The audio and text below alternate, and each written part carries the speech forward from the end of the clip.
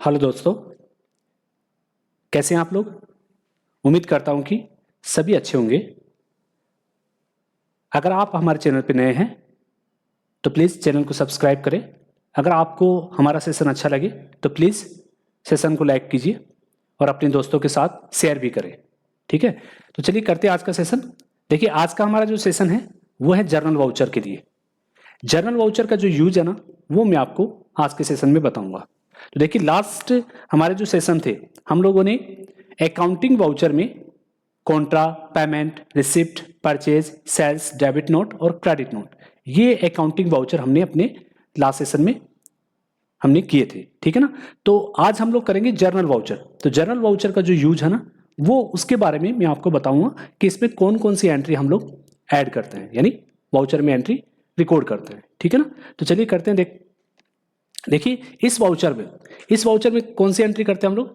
इस वाउचर में हम लोग करते हैं नॉन कैश ट्रांजेक्शन, यानी नॉन कैश ट्रांजेक्शन जो होती है वो हमारी नॉर्मली जर्नल वाउचर में रिकॉर्ड होती है। नॉन कैश का मतलब क्या है कि जितनी भी एडजस्टमेंट अकाउंट्स की जितनी भी एडजस्टमेंट एंट्रीज होती हैं, उन सबको हम लोग क्या करते हैं, जर्नल वाउचर में रिकॉर्ड करते हैं। यानी एडजस्टमेंट एंट्री जो है वो जर्नल वाउचर में होंगी आपकी सभी। ठीक है ना। वैसे जितनी भी जर्नल एंट्री है, आप किसी भी एंट्री को जर्नल वाउचर में रिकॉर्ड कर सकते हो, लेकिन मोस्टली हम लोग कौन सी करते हैं, एडजस्टमेंट एंट्रीज जो होती हैं उन्हें करते हैं, क्योंकि हमारे पास ऑलरेडी वाउचर होते हैं।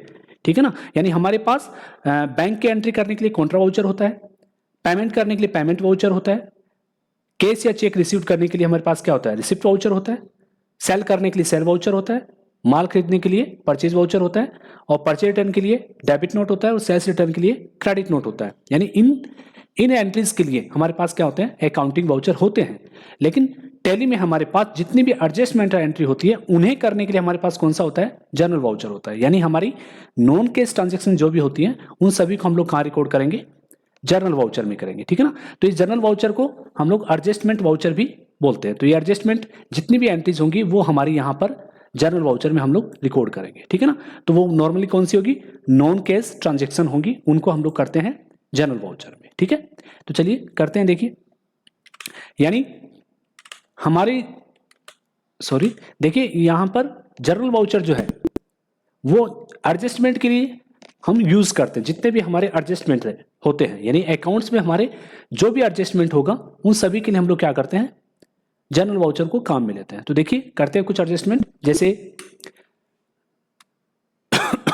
हमारे पास होता है बैड डेब्ट्स। देखिए बैड डेब्ट्स का मतलब क्या होता है, अगर ये बैड डेब्ट्स की एंट्री आपको करनी है जर्नल वाउचर में, तो पहले समझ लेते हैं बैड डेब्ट्स क्या होता है। देखिए, बैड डेब्ट्स का मतलब होता है कि जब हम अपने कस्टमर को, यानी हमारे डेप्टर्स जो होते हैं, उन्हें जब हम लोग उधार में माल सेल करते हैं, उधार में माल सेल करने के बाद अगर वो बैंक करप्ट हो जाते हैं, हमारे डेप्टर्स जो होते हैं वो बैंक करप्ट हो जाते हैं, ठीक है ना, दिवालिया घोषित हो जाते हैं, तो उनके द्वारा हमें कोई भी अमाउंट नहीं मिलता है, तो उनके अमाउंट को हम लोग को क्या कहाँ डालना पड़ता है, हमें उनको लिखना पड़ता है हमारे बैड डेब्ट्स अकाउंट में। ठीक है ना। तो उसके लिए हमें क्या करना होगा, एडजस्टमेंट एंट्रीज करनी पड़ेगी, और वो एडजस्टमेंट एंट्रीज हमारी कहाँ होगी, जर्नल वाउचर में होगी। ठीक है ना। तो देखिए हमारा डेप्टर्स के जो अकाउंट है उन्हें हम लोग देख लेते हैं, बैलेंस शीट LTF1, और यहाँ पर सन्ड्री डेप्टर्स का अकाउंट हम लोग देखते हैं। ये देखिए यहाँ पर हमारा जैसे है दीपक इलेक्ट्रॉनिक्स। ठीक है ना। जैसे हम लोग मान लेते हैं कि दीपक इलेक्ट्रॉनिक्स से 50,000 रुपये हमें लेने हैं। ठीक है ना, डेप्टर्स है, हमने उधार में माल सेल किया है। इस पर एंटर कीजिए, एंटर। अब देखिए यहाँ पे सेल्स की एंट्री हमने 50,000 रुपये की सेल्स की एंट्री डाल रखी है। तो दीपक इलेक्ट्रॉनिक्स से हमें कितने लेने हैं, 50,000 रुपये हमें लेने हैं। ठीक है ना। अब यहाँ पर दीपक जो है वो दिवालिया घोषित हो चुका है, यानी बैंक करप्ट हो चुका है। तो बैंक करप्ट होने के बाद वहां से अपने पास अमाउंट नहीं आएगा। तो इसका मतलब हमें क्या करना होगा, हमें अपनी बैलेंस शीट में डेप्टर्स जो आ रहा है, यहाँ पे सन्ड्री डेप्टर्स जो आ रहे हैं, यहाँ से हमें दीपक इलेक्ट्रॉनिक्स के अकाउंट को हमें क्या करना होगा, हटाना होगा, क्योंकि इससे हमारा अमाउंट आएगा नहीं। और तो इसका मतलब क्या है, बैलेंस शीट में हमारा जो करंट एसेट है वहां से हमें ये अमाउंट हमें हटाना पड़ेगा। ठीक है ना। इसके लिए हमें क्या करना होगा, एक एडजस्टमेंट एंट्री करनी पड़ेगी, और वो एडजस्टमेंट एंट्री कहाँ करेंगे हम लोग, जर्नल वाउचर। देखिए क्या करेंगे, तो जर्नल वाउचर के लिए शॉर्टकट क्या है, F7। क्या है, F7। ठीक है ना। तो देखिए जर्नल वाउचर के लिए F7 है, यहाँ पर आप बटन बार में देख सकते हैं, यहाँ पे देखिए। ठीक है ना, जर्नल वाउचर आपको F10 दबाने की भी जरूरत नहीं है, इसमें आपको डायरेक्ट ही वाउचर मिलता है। तो F7 में यहाँ से हम लोग करेंगे। ठीक है ना, जर्नल वाउचर में। ठीक है, यहाँ से आपका जनरल वाउचर ओपन हो चुका है। तो हम बैड डेब्ट्स की एंट्री कर रहे थे कि दीपक इलेक्ट्रॉनिक्स का जो अकाउंट है वो हमें क्लोज करना है, क्योंकि उससे अमाउंट आना नहीं है और वो हमारे डूब चुके हैं पैसे, ठीक है ना। डूब चुके हैं इसका मतलब हमें कहाँ लिखना पड़ेगा, बैड डेब्ट्स में लिखना पड़ेगा। तो यहाँ पर बैड डेब्ट जो है हमारे पास अकाउंट नहीं है, तो हमें क्या करना होगा, इसके लिए हमें लेजर क्रिएट करना है।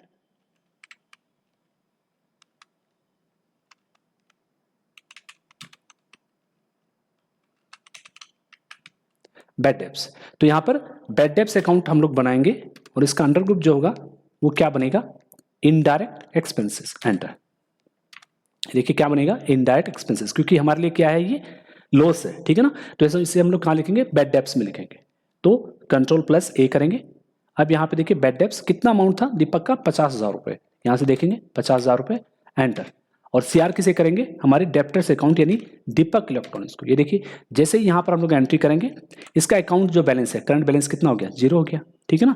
तो ये नॉन कैश ट्रांजेक्शन है, इसे हम लोग क्या बोलते हैं, नॉन कैश ट्रांजेक्शन बोलते हैं, यानी एक तरह से क्या है, एडजस्टमेंट है। हम लोग क्या कर रहे हैं, एडजस्टमेंट कर रहे हैं, ठीक है, समझ रहे हो बात को आप। इसे हम लोग एडजस्टमेंट बोलते हैं, यानी नॉन कैश ट्रांजेक्शन हम कहाँ करेंगे, जनरल वाउचर में करेंगे, ठीक है ना। तो बैड डेब्ट्स अकाउंट DR और CR किसे करेंगे, दीपक इलेक्ट्रॉनिक्स को, ठीक है ना। तो यहाँ पर हम लोग एंटर, ठीक है, एंटर। यहाँ पर इसके अकाउंट का अगेंस्ट में दिखाएगा, एंटर एंटर, और सेव कर लेते हैं, ठीक है, सेव। अब देखिए बैलेंस शीट में जाएंगे और Alt F1, अब यहाँ पे सन्डी डेप्टर्स अकाउंट में जाइए और एंटर कीजिए। देखिए दीपक इलेक्ट्रॉनिक्स का जो अकाउंट है यहाँ पर अपने पास नहीं है, वो अकाउंट क्लोज हो चुका है, ठीक है ना। तो इस तरह के एडजस्टमेंट हमें जनरल वाउचर में करने हैं और करते हैं। देखिए अब हमें करना है जैसे डेप्रिसिएशन, और एडजस्टमेंट कर लेते हैं डेप्रिसिएशन। देखिए डेप्रिसिएशन क्या होता है, मूल्यह्रास। हमारे जो बैलेंस शीट में हमें क्या करना होता है, हमारे जो असेट्स होते हैं उनके डेप्रिसिएशन जो है, उन्हें उनका हमारे जो फिक्स असेट्स होते हैं, असेट्स होते हैं, उनका डेप्रिसिएशन हमें दिखाना पड़ता है, ठीक है ना। तो डेप्रिसिएशन जैसे मान लेते हैं फर्नीचर है, अब फर्नीचर का हमें डेप्रिसिएशन क्या करना है फर्नीचर का, ठीक है ना। फर्नीचर पे कितना होता है, 10% का होता है। तो यहां पर हमें डेप्रिसिएशन काटना है। मतलब यहां पर क्या मतलब होता है डेप्रिसिएशन का, कि हमारी जो संपत्ति होती है उनको यूज करने से उनकी जो गिरावट होती है, यानी जब हम लोग बैलेंस शीट फाइनल करते हैं, ठीक है, बैलेंस शीट जब हम लोग फाइनल करते हैं तो हमारी बैलेंस शीट में जो असेट्स हैं उनकी मार्केट वैल्यू क्या है, ठीक है, market value, actual market value क्या है, तो वो आपको दिखानी होती है। और क्या नियम है कि जब आपकी जो संपत्ति है, जब आप उसे यूज करते हो तो उसमें जो गिरावट होती है, किसके कारण, उसके पुराने होने के बाद या उसके घर्षण के कारण, जो भी नियम है, तो उसके कारण उसकी जो मार्केट वैल्यू गिरती है, वो जो वैल्यू गिरती है उसे हम लोग क्या बोलते हैं, डेप्रिसिएशन बोलते हैं, जिसे हिंदी में बोलते हैं मूल्यह्रास। तो वो हमें क्या करना होगा, फर्नीचर के अकाउंट से हमें वो वैल्यू काट कर हमें कहाँ डालनी पड़ेगी, प्रॉफिट एंड लॉस अकाउंट में, हमारे इनडायरेक्ट एक्सपेंसेस में हमें डालना पड़ेगा, ठीक है ना। किस में डालना पड़ेगा, इनडायरेक्ट एक्सपेंसेस में डालना पड़ेगा, और वो वैल्यू हमारी बैलेंस शीट्स में एसेट साइड में फर्नीचर से कट जाएगी, ठीक है ना। तो यहां पर हम क्या करेंगे, इसका डेप्रिसिएशन काटेंगे। तो उसकी एंट्री हम लोग क्या करेंगे, देखिए एसेट अकाउंट जो होते हैं वो डेबिट होते हैं, उनका बैलेंस काटने के लिए हम लोग क्या करेंगे, क्रेडिट करेंगे, ठीक है ना। तो नेचर ऑफ अकाउंट में मैंने आपको बताया था कि एसेट का बैलेंस काटना हो तो क्रेडिट करते हैं और क्रेडिट का काटना हो तो डेबिट करते हैं। ये याद रखिएगा, एडजस्टमेंट करते वक्त याद रखिएगा कि अगर हमें काटना हो तो यानी कम करना है तो डेबिट को क्रेडिट करते हैं और क्रेडिट को डेबिट करते हैं, ठीक है ना। अगर अपने को इंक्रीज करना है तो हम क्या करते हैं, डेबिट को डेबिट और क्रेडिट को क्रेडिट करते हैं। अगर कम करना हो तो जस्ट उल्टा करेंगे, ठीक है ना। तो यहाँ पे डेप्रिसिएशन की एंट्री करनी है, ठीक है ना। तो जैसे मुझे डेप्रिसिएशन इसका काटना है, ठीक है ना, तो डेप्रिसिएशन काटना है तो हमारा फर्नीचर की वैल्यू कितनी है, 11,500। देखिए कैलकुलेटर ऑन कीजिए, कंट्रोल+N, यहाँ पर हमारी वैल्यू है 11,500, ठीक है। यहाँ पे देखिए 11,500, तो 11,500 का 10% डिवाइड, ये देखिए कितना आएगा, 1,150 रुपये, ठीक है। अब 1,150 रुपये जो है वो हमें क्या करने हैं, फर्नीचर के अकाउंट से हमें, देखिए कैलकुलेटर को बंद करना हो तो दोबारा कंट्रोल+N कीजिए आप, ठीक है ना, बंद हो जाएगा। तो हमें कितना करना है, 1,150 रुपये माइनस करने हैं, ठीक है ना। फिर इसकी जो वैल्यू है, नई वैल्यू यहाँ पर बैलेंस शीट में सो जाएगी कटने के बाद। तो उसकी एंट्री हम लोग कहाँ करेंगे, जनरल वाउचर में करेंगे। तो डेप्रिसिएशन का देखिए लेजर नहीं है, तो यहाँ पे क्रिएट कीजिए डेप्रिसिएशन,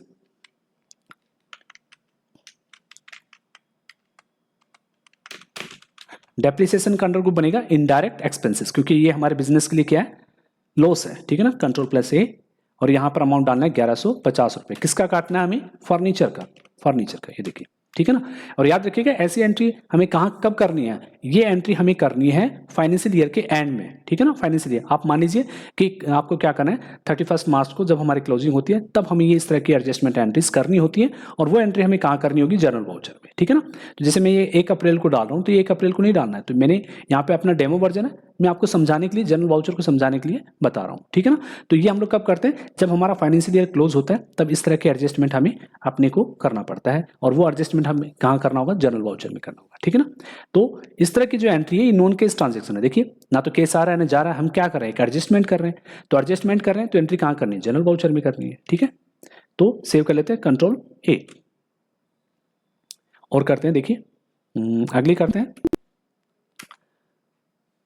अब देखिए हमने क्या किया है, जैसे सैंपल है, ठीक है ना, माल खरीदा हमने, माल खरीदने के बाद हमने क्या किया है, सैंपल जो है वो डिस्ट्रीब्यूट किए हैं, ठीक है ना। सैंपल को डिस्ट्रीब्यूट करते हैं, तो देखिए जब हम लोग सैंपल डिस्ट्रीब्यूट करते हैं तो वो क्या माना जाता है, एडवर्टाइजमेंट माना जाता है, ठीक है ना। वो क्या है कि एडवर्टाइजमेंट होता है, यानी वो खर्चा हम कहाँ लिखेंगे, एडवर्टाइजमेंट अकाउंट में हम लोग लिखेंगे। तो यहाँ पर जब हम लोग सैंपल बांटते हैं तो सैंपल क्यों बांटते हैं हम लोग, सेल को इंक्रीज करने के लिए। जब हम लोग सेल को इंक्रीज करना हो तो उसके लिए जो काम करते हैं वो क्या कहलाता है, हमारा विज्ञापन, यानी हमारे क्या होता है, एडवर्टाइजमेंट होता है। तो हमें क्या करना होता है, परचेज की वैल्यू को कम करना होता है, ठीक है ना। तो देखिए यहाँ पर परचेज अकाउंट कहाँ मिलेगा आपको, चाहे प्रॉफिट लॉस अकाउंट में चले जाइए या पर्टिकुलर लेजर में चले जाइए। तो जैसे हमारा परचेज अकाउंट है, कितना दिखा रहा है यहाँ पर आपको, 1,06,500 दिखा रहा है, ठीक है ना। परचेज अकाउंट 1,06,500 दिखा रहा है, ठीक है ना। तो यहाँ पर हमने क्या किया, हमारा जो माल है उसमें से हमने कुछ सैंपल डिस्ट्रीब्यूट किए, ठीक है ना। अब सैंपल डिस्ट्रीब्यूट का मतलब क्या होता है कि हमारे जो शोरूम है या हमारे जो सेल काउंटर है उनको वो प्रोडक्ट दिया है कस्टमर को दिखाने के लिए, ठीक है ना। तो वो हमारे क्या कहलाते हैं, सैंपल है। तो सैंपल जो होता है वो एडवर्टाइजमेंट अकाउंट में लिखा जाएगा और परचेज अकाउंट से कम किया जाएगा। तो यहाँ पर हमें क्या करना होगा कि एडजस्टमेंट एंट्री करनी पड़ेगी, ठीक है ना। जितने भी वैल्यू का हमने यहाँ पे सैंपल दिया है तो क्या करेंगे, यहाँ पर वाउचर में जाएंगे, जनरल वाउचर में जाएंगे, तो यहाँ पे एडवर्टाइजमेंट का अकाउंट नहीं है तो हम क्रिएट करेंगे, क्रिएट।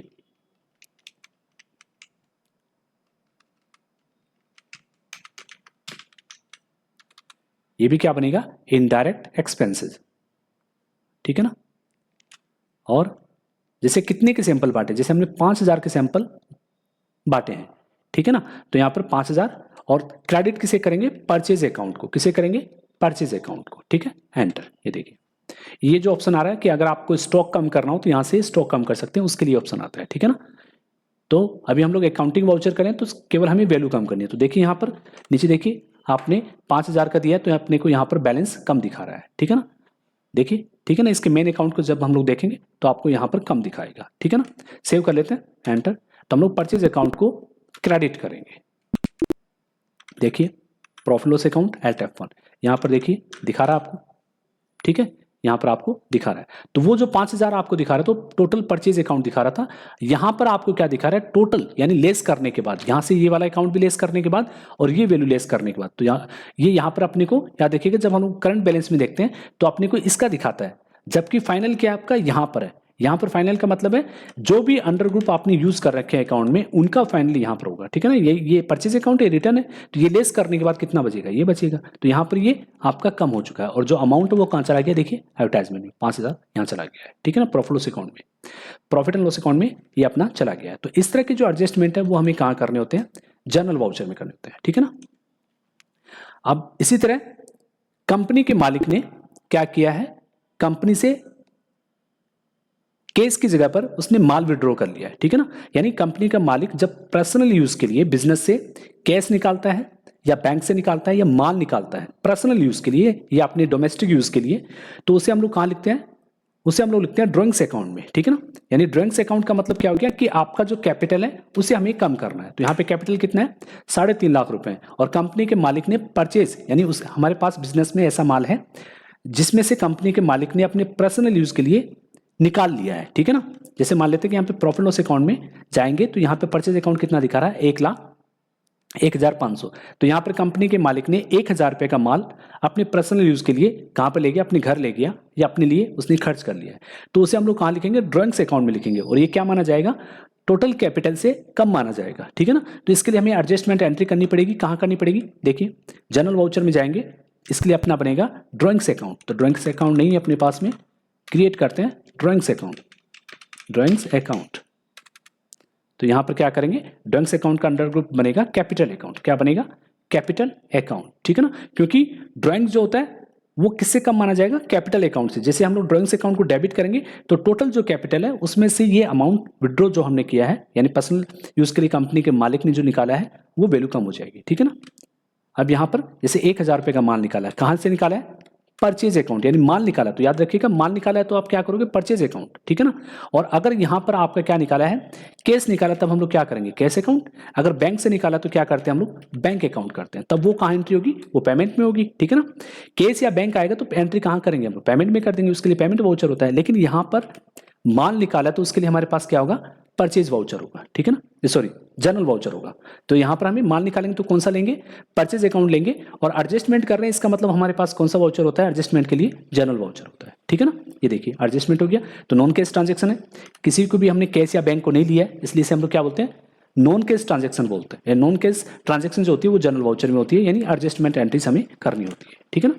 Enter, accept. अब देखिए रिपोर्ट में देखिए बैलेंस शीट एल्ट F1, यहाँ पे देखिए आपका कितना बचा बैलेंस शीट में, आपका जो कैपिटल है वो कितना हो गया, 3,49,000। और यहाँ से देखिए आपका ड्राइंग्स कम हो गया है, ठीक है ना। तो इस तरह के एडजस्टमेंट है वो हमें कहाँ करने होते हैं, जनरल वाउचर में करती है। यानी जो भी एडजस्टमेंट है, ठीक है ना, हमारे जितने भी 7 वाउचर यानी contra, payment, receipt, purchase, sales, debit note और क्रेडिट नोट को छोड़कर करनी है, ठीक है ना, क्योंकि उनके लिए हमारे पास पर्टिकुलर वाउचर हैं तो वो एंट्री हमें वहां करनी है, ठीक है। और एडजस्टमेंट होंगे, नॉन कैश होंगे तो हमें जर्नल में करना है, ठीक है। तो जर्नल में हम लोग क्या करते हैं, अपनी जितनी भी एडजस्टमेंट एंट्री है उन्हें हम लोग रिकॉर्ड करते हैं, ठीक है। चलिए और करते हैं, हम लोग कर लेते हैं डिसऑनर्ड की कर लेते हैं। देखिए डिसऑनर्ड का मतलब क्या है, जब हमें कस्टमर से चेक प्राप्त होता है। डिसऑनर्ड क्या करते हैं, देखिए बैलेंस क्या बोलते हैं उसको, चेक बाउंस होता है, ठीक है। तो हमारे जो कस्टमर है, तो कस्टमर मतलब डेप्टर्स, मान लीजिए यहाँ पे डेप्टर्स है, मोहन अकाउंट है, 20,000 रुपये हमें मोहन से लेने हैं, ठीक है ना। मुकेश भी है, सुरेश इलेक्ट्रॉनिक्स भी है, तो 20,000 रुपये हमें मोहन से लेने हैं और मोहन ने हमें 20,000 रुपये का चेक दिया है, ठीक है ना, और उसे हमने बैंक में जमा करा दिया, चेक लिया और बैंक में जमा करा दिया। तो वो क्या करेंगे हम लोग, उसके लिए एंट्री कहाँ करेंगे, रिसिप्ट में जाएंगे, ठीक है ना। और एक बार देख लेते दोबारा, कितना था, 20,000 रुपये था, किसका था, मोहन का, मोहन अकाउंट का था, ठीक है ना, 20,000 रुपये था। तो पहले हम लोग क्या करेंगे, चेक प्राप्त करने की एंट्री करते हैं। तो रिसिप्ट में जाएंगे तो यहाँ पर हम लोग लेंगे मोहन अकाउंट, 20,000 रुपये का चेक ले रहा है, ठीक है। एंट्री कहाँ करेंगे, रिसिप्ट वाउचर में, ठीक है। ये चेक हमने कहाँ जमा किया है, अपने HDFC बैंक में जमा किया है, ठीक है ना। देखिए उसके बाद एडजस्टमेंट करेंगे।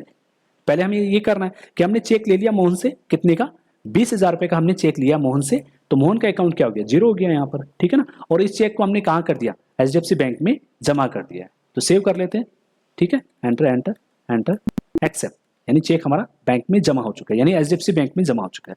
अब देखिए ये जो चेक जमा किया वो क्या हो गया, बाउंस हो गया है, ठीक है ना। चेक बाउंस होने की कंडीशन पर क्या होता है, चेक बाउंस होने का मतलब क्या है कि हमें मोहन से जो बैलेंस है वो प्राप्त नहीं हुआ है, ठीक है ना। और जो बैंक में हमारा अमाउंट गया है, यानी हमारी रिपोर्ट के अनुसार यहां पर हमारी रिपोर्ट जो है बैलेंस शीट में चले जाते हैं और बैंक अकाउंट में चले जाते हैं, एंटर। यहां पर हमारा जो HDFC बैंक में हमने चेक जमा किया था, एंटर एंटर। ये देखिए 20,000 का हमने जो चेक लिया, इसका मतलब हमारा अमाउंट कितना हो गया, 1,81,000 हो गया, ठीक है ना। इसका मतलब क्या है कि चेक हमने बैंक में जमा कर दिया और हमारे बैंक में अमाउंट इंक्रीज हो गया। लेकिन चेक बाउंस की कंडीशन में क्या होता है, अमाउंट इंक्रीज नहीं हुआ है, चेक जमा कराने पे अमाउंट इंक्रीज नहीं हुआ है क्योंकि चेक बाउंस हो गया है, ठीक है ना। बाउंस हो गया इसका मतलब क्या है, 20,000 रुपये हमें यहां से टोटल क्लोजिंग बैलेंस से क्या करने होंगे, कम करने होंगे, ठीक है ना। ये अमाउंट 1,81,000 दिखा रहा है, तो इसमें से 20,000 रुपये हमें हटाने पड़ेंगे। और हटाने का मतलब डिलीट नहीं होता है, ठीक है ना, हटाने का मतलब डिलीट नहीं है, हटाने का मतलब क्या, हमें एक एडजस्टमेंट एंट्री करनी पड़ेगी। यानी डेबिट साइड में जो अमाउंट है, यही अमाउंट अगर हम लोग क्रेडिट साइड में डालते हैं तो वो एंट्री क्या हो जाती है, कट जाती है आपस में, ठीक है ना, वो एडजस्टमेंट हो जाता है। तो यहां पर हमें क्या करना होगा, चेक बाउंस हो गया, तो चेक बाउंस हो गया इसका मतलब क्या है, मोहन से भी नहीं प्राप्त हुआ है। तो मोहन का अकाउंट खोल के देखेंगे हम लोग, तो मोहन का अकाउंट भी यहां से हमारा क्लोज हो चुका है, देखिए हो चुका ना। तो मोहन का अकाउंट देखते हैं, यहां पर डिस्प्ले अकाउंट बुक और लेजर, मोहन अकाउंट, ठीक है ना। तो मोहन का अकाउंट भी 0 हो गया, लेकिन चेक बाउंस होने की कंडीशन में मोहन से पैसे प्राप्त नहीं हुए तो अब हमें क्या करना होगा, अब हमें जर्नल वाउचर में जाना है।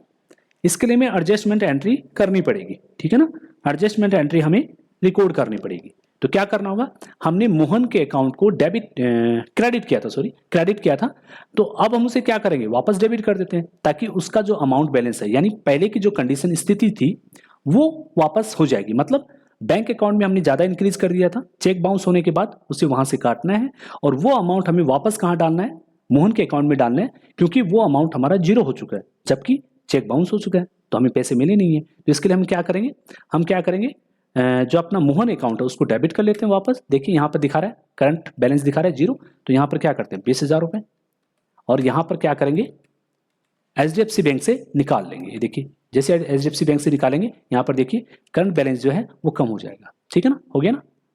तो ये एक एडजस्टमेंट है, ऐसे एडजस्टमेंट हमें कहाँ करने होंगे, जनरल वाउचर में करनी पड़ेगी, ठीक है ना।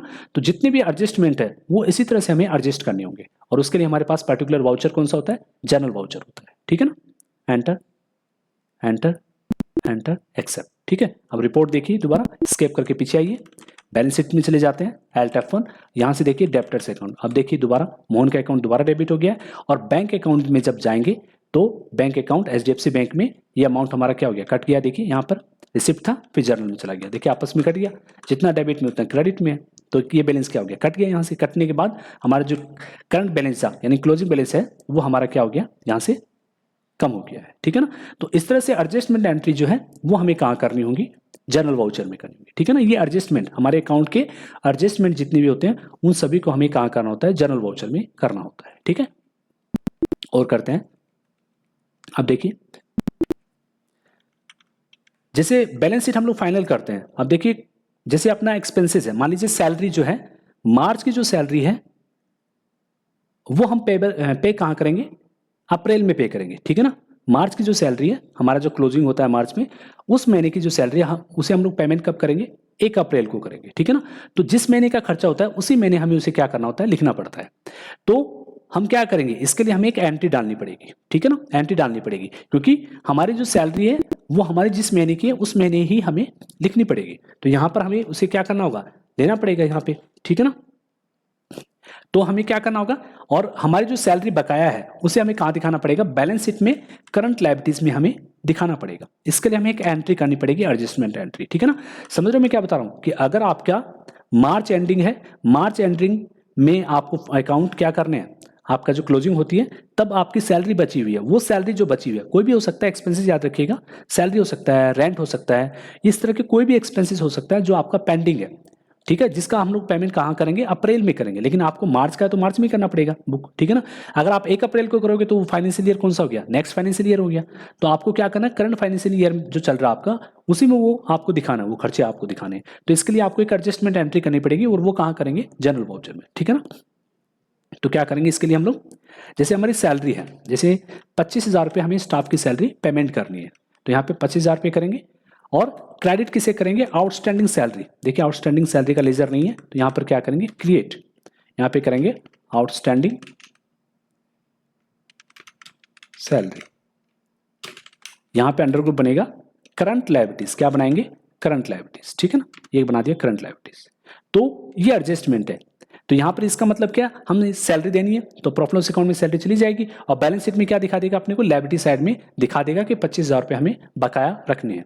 तो इस तरह की एंट्री जो है वो हमें कहाँ करनी है, वो हमें करनी है जनरल वाउचर में, ठीक है ना। ये एक एडजस्टमेंट है। अब देखिए रिपोर्ट, आपकी बैलेंस शीट देखिए, Alt F1 कीजिए और देखिए आउटस्टैंडिंग सैलरी यहाँ पर आपकी आ गई है, ठीक है ना, आउटस्टैंडिंग सैलरी दिखा रहा है, और प्रॉफिट लॉस अकाउंट में आपका सैलरी में आपका अमाउंट इंक्रीज हो गया। देखिए एंटर एंटर, ये देखिए ये वाली जो हमने एंट्री की।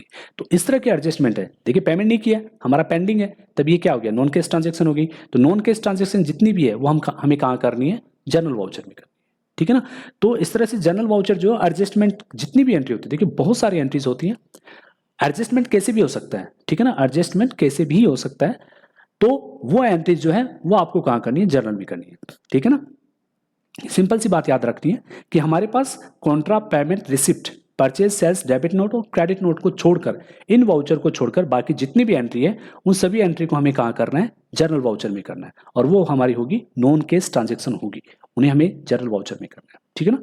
तो उम्मीद करता हूँ आज का सेशन आपको समझ में आया होगा। देखिए बहुत सारे एडजस्टमेंट करते रहेंगे, सेशन अपना बड़ा होता रहेगा, तो आप बातों को समझिए, ठीक है ना। और प्रैक्टिकल के लिए नेक्स्ट टाइम में आपको क्या करूँगा, एक प्रैक्टिकल अगले सेशन में हम लोग क्या करेंगे, प्रैक्टिकल करेंगे, ताकि हमारे जितने भी वाउचर हैं वो हमें समझ में आ जाएगा, ठीक है ना। तो नेक्स्ट सेशन हमारा प्रैक्टिकल का होगा।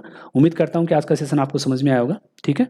अगर हमारा सेशन आपको पसंद आया तो प्लीज़ हमारे चैनल को सब्सक्राइब कीजिए, हमारे वीडियो को लाइक कीजिए और दोस्तों के साथ शेयर कीजिए, ठीक है ना। आप लाइक करते हैं या शेयर करते हैं या हमें सब्सक्राइब देते हैं तो उससे हमें क्या मिलता है, हमें और आगे बढ़ने के चांस मिलता है, ठीक है ना।